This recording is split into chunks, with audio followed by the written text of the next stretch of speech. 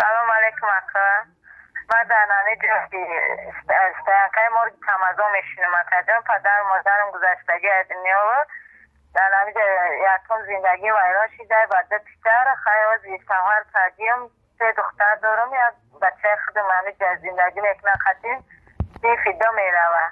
لباس نمتری نداره برای مکتب روی. هر روز ای معلم هر دمیاتی لباس کتاب دفتر نداره تری نداره. میخوام که فرزندان مکتب روند. نمتری درجه زیر شدگی مکتب جنو نمتری پدر مادر مدینه گذشتگی هیچ چی نیست. جای نمازخونی نیست. بانیا منی اگون چی ندارم. جام پری مردک نمتری چیه جای دیزید دایم نگم نه دختران در پیش با تیتای سویرو کویرو بیره میره نشوه برای روز روانه یک جای باشه که همین دختران ما سرپانا کنم.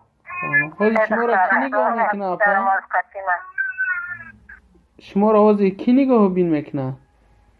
مرا هیچ که شوهرم یک مدت بانشته خواه خودم این همی چی میکنم مستقل همی گداگ مخواه میکنم و هم بچه میمونم پیش خونم در مستقل همجا میرم میتونم میام زندگی ما میبرم.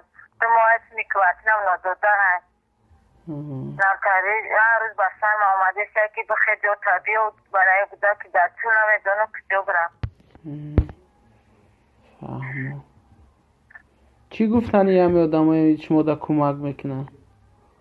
کمک میکنم خواهش میکنم که همه دختران دارم پیشم بار این اجای باشن بیم جامعه بینیم جای زیبی نمتری پری مردک نمتری و خانخر نمتری از جو دایم دختران اون بیران نشن ایش 4 ساله ایش 3 ساله ایش دستره دختر